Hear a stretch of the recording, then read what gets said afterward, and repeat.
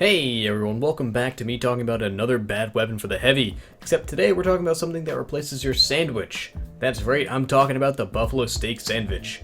Now, the stats of this weapon are a tad bit confusing, as the item itself doesn't really color code the stats like every other weapon does, so for this you actually have to read the description. When this weapon is consumed, you get mini crits and increased movement speed by 35%. However, you take 25% more damage and are restricted to melee only. Something important to note is that when you eat this item, you do not get any health benefits, but when it is tossed down, it acts as a medium health pack. Also, it takes 30 seconds or 1 health pack to recharge, and the duration of the effects lasts 15 seconds. Now, the first upside is that you go 35% faster than usual, so when you consume this, you move at 104% movement speed. This is only 4% faster than the Gru, and it's 3% slower than the Medic's walk speed. Now, to counteract this stat, you can use your melee only, given you're the slowest class in the game, with the most health, but at least you can walk the speed of everyone else. On top of all this, you do mini crits, aka 35% more damage, which makes your melee do 88 damage in total. However, the downside to this is that when you consume the weapon, you take 25% more damage from all sources. So if you've seen my Warrior Spirit video,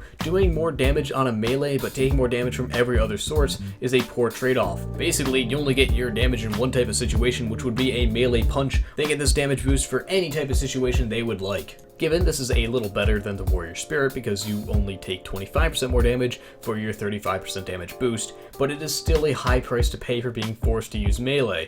That's right, once you consume this weapon, you have no choice but to stick with your melee weapon for 15 seconds. You can't switch off to your minigun if you're being airblasted in a corner. You have to wait the time allotted before you can start to attack with other weapons. Now it's time to talk about situations that this weapon can potentially be useful in. The most practical and efficient use is a rollout. You can eat this item while in spawn and run to mid. Once you get to mid, you have free reign of your other two weapons while still having a medium health kit to drop and a melee weapon that's not the Gru. Now this is a very risky maneuver because if you get ambushed, you're dead, and if it wears off in an unpreferable spot, you kinda boned yourself. Like, what good is it to run to mid really quick if you need to wait 8 more seconds before you can actually do anything?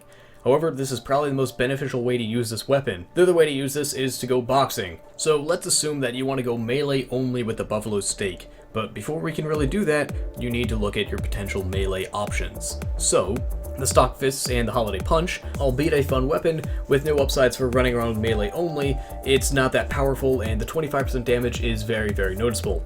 The KGB. The mini crits and speed are useful to get that first kill, but then you're stuck with melee only and 25% more damage. You don't really need the mini crits after you get the first kill, as you already have full crits. The movement speed is a nice touch, but at the cost of being stuck with your melee only and 25% more damage, is it really worth the speed bonus? The gloves are running urgently. The movement speed does not stack with this weapon. You're not clever. Give it up. The Warrior Spirit, you do 65% more damage, approximately 112 damage per punch, but you take 55% damage from all sources. So, why would you use this? Fist of Steel. The reduced damage at a distance cancels out the damage you take from the stake, but if someone is smart enough to pull out their melee, you'll be hurting in the morning. The Eviction Notice. The movement speed doesn't stack with this weapon either, but the less damage per swing kinda gets cancelled out by the mini crits, so you can swing faster and do a decent amount of damage. However, you take 45% more damage from all sources, which is a lot for being restricted to melee only. Now, if you insist on using this like a demo knight, the KGB works with it, but the KGB kinda does all the work and the stake actually cripples it. The Fist of Steel is good to do the rollout strat as mentioned earlier, and the Eviction Notice works pretty well in comparison. It's not the best choice, but when looking at all the other options you got, that's probably your best one.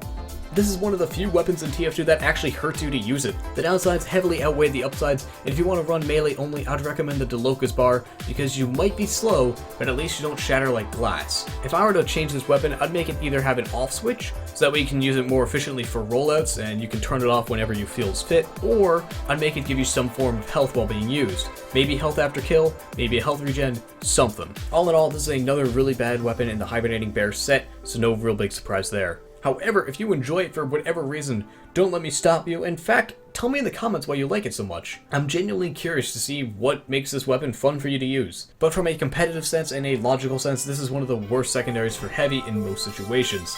As always, have a swell day. Peace out.